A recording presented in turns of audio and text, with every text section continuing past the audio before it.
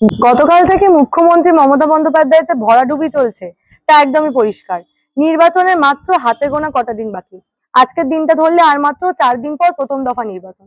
কিন্তু ঠিক তার আগে যে ঘটনাগুলো ঘটে যাচ্ছে, গতকাল সারাদিন জুড়ে যে ঘটনাগুলো ঘটেছে তা কিন্তু মুখ্যমন্ত্রীকে যথেষ্ট চিন্তায় ফেলে দিয়েছে।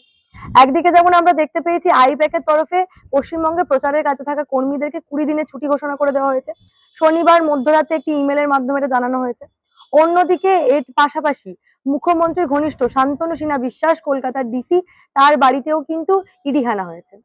যবে থেকে নির্বাচন কাছে এসছে একের পর এক ঘটনা ঘটেই চলেছে।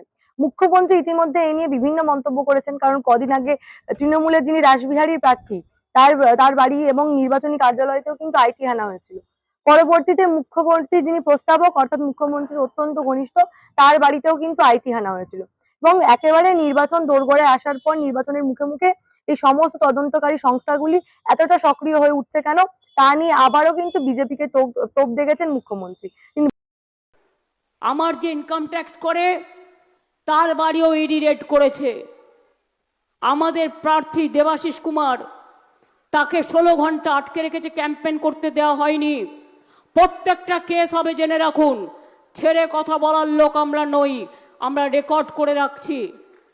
তারপর আমার যে সিকিউরিটি দেখে তার বাড়িও সকাল থেকে রেড করছেন। তার মানে আপনারা কি আমায় খুন করতে চান না হত্যা করতে চান? আমাকে খুন করলে যদি আপনারা বাংলা পান, চেষ্টা করে দেখুন না। মুখ্যমন্ত্রীর বক্তব্য থেকে পরিষ্কার যে তিনি আপাতত চাপে রয়েছেন, যার জন্য এই ধরনের মন্তব্য তিনি করছেন। তো অন্যদিকে যেমনটা আমরা দেখেছিলাম যখন প্রতীক জৈনের বাড়িতে এবং আইপ্যাকের অফিসে ইডি হানা হয়েছিল, তখন কিন্তু মুখ্যমন্ত্রী সবার আগে ছুটে গেছিলেন। কিন্তু শেষ পর্যন্ত এই আইপ্যাক কাণ্ডে তার আর কিছু করার রইল না। একেবারে একের পর এক এই যে আইপ্যাক কাণ্ডে গ্রেপ্তার করা হলো এবং বর্তমানে দাঁড়িয়ে আইপ্যাকের তরফে যে নির্দেশ দেওয়া হয়েছে, কর্মীদেরকে পশ্চিমবঙ্গের প্রচারে যারা কাজ করছেন তাদেরকে 20 দিনের জন্য ছুটি দিয়ে দেওয়া হয়েছে। ফলে প্রচারের ক্ষেত্রে একটা সমস্যা তো রয়েছেই। অন্যদিকে এক এক করে এই মুখ্যমন্ত্রী ঘনিষ্ঠদের বাড়িতে আইটি এবং ইডি হানা তা নিয়েও কিন্তু যথেষ্ট চাপে রয়েছেন মুখ্যমন্ত্রী, এবং যার জন্য বারংবার এই ধরনের কথা উঠে আসছে। পক্ষ সমর্থনের অধিকার তো প্রত্যেকেরই আছে, আর এটা সম্পূর্ণ ইডির বিষয়। এই নিয়ে কোনো উৎসাহ আমাদের বিন্দু বিসর্গ নেই। শান্তনু সিনহা বিশ্বাস একজন পুলিশের আধিকারিক, তিনি পুলিশ ওয়েলফেয়ার কমিটি কি একটা করেন। আমাদের বিরোধী দলনেতাও বিভিন্ন সময় তার বিষয়ে কিছু অভিযোগ করেছেন। এখন কি বিষয়ে তার বাড়িতে রেড হচ্ছে, কোন কারণে তাকে তলব করা হচ্ছে, এ বিষয়ে আমাদের কোনো জানা নেই, আর আমাদের কোনো জানার আগ্রহ নেই। আমরা অন্য কাজে ব্যস্ত আছি। শাসক দল খানিকটা চাপে পড়বে, এই যে শান্তনু সিনহা বিশ্বাস, দেবাশিস কুমার, সোনাবাপু ঘনিষ্ঠ জয় কামদার অ্যারেস্ট হচ্ছেন, তাদের বাড়িতে তল্লাশি চলছে। দেখুন, আপনি কি মনে করেন মানুষের ইডি সিবিআই এর প্রয়োজন আছে? মানুষের এসআইআর এর প্রয়োজন আছে একটা সরকার বদলানোর জন্য?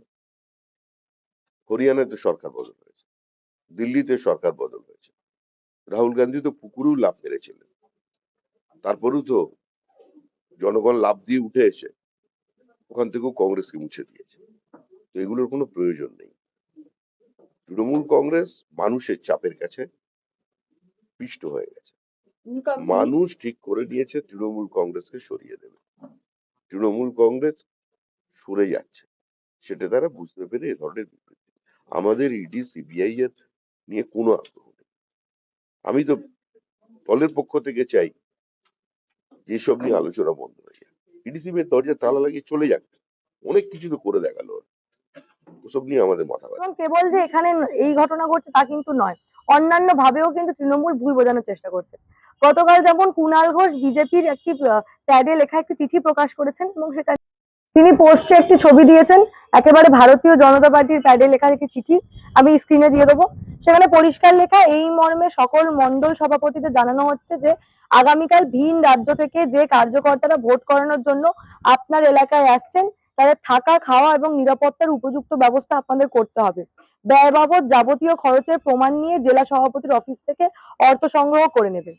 একেবারে পরিষ্কার একটি চিঠি। অর্থাৎ এটা প্রকাশ করে কুণাল ঘোষ দাবি করছেন যে বাইরে থেকে নাকি লোক এনে ভোট করানোর চেষ্টা করা হবে এবং ভোটের দিন অশান্তি সৃষ্টি করার চেষ্টা করা হবে, এমনটাই কুণাল ঘোষ দাবি করছেন। কিন্তু প্রশ্ন হলো এই চিঠিটার সত্যতা নিয়ে। একেবারে যদি ভালো করে দেখানো হয়, এখানে সাইন রয়েছে জগন্নাথ চট্টোপাধ্যায়, বিজেপির তরফে জগন্নাথ চট্টোপাধ্যায় সই রয়েছে এবং নিচে লেখা রয়েছে স্টেট জেনারেল সেক্রেটারি। কিন্তু প্রশ্ন হচ্ছে জগন্নাথ চট্টোপাধ্যায় কি এবারে যে যখন বিজেপি নিজের পদগুলো ঘোষণা করলো সেখানে কি জগন্নাথ চট্টোপাধ্যায় এখন কি জেনারেল সেক্রেটারি পদে রয়েছেন? না, তিনি বর্তমানে ভাইস প্রেসিডেন্ট পদে রয়েছেন। অর্থাৎ চিঠিটা হুবহু নকল করার চেষ্টা করা হলেও এখানে কিন্তু পদ ভুল লেখা হয়েছে।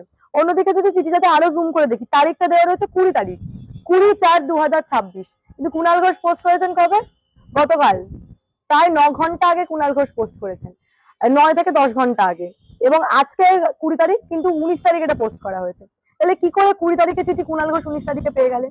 কোন জাদু বলে তিনি চিঠিগুলো পেয়ে পাচ্ছেন? এটা ফেক না এটা রিয়েল, এবং এই নিয়ে আপনারা কোনো উত্তর দেবেন কিনা? আপনারা কয়েক ঘন্টার মধ্যে আমাদের উত্তর জেনে যাবেন। এটা নিয়ে যা করার জগন্নাথ চট্টোপাধ্যায় করছেন। তাহলে কোন জাদু বলে কুণাল ঘোষ একটা চিঠি একদিন আগেই পেয়ে যাচ্ছেন? যে চিঠিটা 20 তারিখ ইস্যু হওয়ার কথা সেটা তিনি 19 তারিখ পেয়ে যাচ্ছে। বিজেপির সঙ্গে এমন তার কোন গোপন আঘাত রয়েছে? এই প্রশ্ন কিন্তু থাকছেই যে নির্বাচনের আগে আবারও কিন্তু এইভাবে মানুষকে ভুল বোঝানোর চেষ্টা করছেন তারা। যদি নতুন কিছু নয়, তৃণমূল কংগ্রেসের তরফে এই ধরনের ঘটনা প্রায় ঘটানো হয়ে থাকে। এমনকি মমতা বন্দ্যোপাধ্যায় তিনি নিজেও কিন্তু মানুষকে ভুল বোঝাতে তৎপর। তিনি একাধিক সভা করে ফেলেছেন ইতিমধ্যে, এবং প্রত্যেকটা সভা থেকে বিজেপি এবং নির্বাচন কমিশন সহ ইডি এবং আইটি কে তোপ দেখে একাধিক মন্তব্য করেছেন। কিন্তু প্রশ্ন হলো, তাহলে কি নির্বাচনে হারার ভয় এবং নির্বাচনের আগে কোন গোপন সত্য সামনে চলে আসার ভয় এই ধরনের মন্তব্য বা এই ধরনের কথাবার্তা বারংবার মমতা বন্দ্যোপাধ্যায় বলছেন? এবং সত্যি কি মমতা বন্দ্যোপাধ্যায় এই ধরনের মন্তব্যে কোনো কি যায় আসবে নির্বাচনে? নির্বাচনের ওপরে কি এর কোনো প্রভাব আদেও পড়বে? এই প্রশ্ন কিন্তু থেকেই যাচ্ছে। আজকেও একাধিক সভা রয়েছে মমতা বন্দ্যোপাধ্যায়। গতকাল তিনি ভবানীপুরে একটি বৈঠক করেছেন, আজকে বেলেঘাটায় তার সভা রয়েছে, এছাড়াও একাধিক জায়গায় মমতা বন্দ্যোপাধ্যায়ের সভা রয়েছে। তিনি প্রায় রোড শো এবং বিভিন্ন সভা করছেন। তার সত্ত্বেও কিসের এত ভয় মমতা বন্দ্যোপাধ্যায়ের মনে?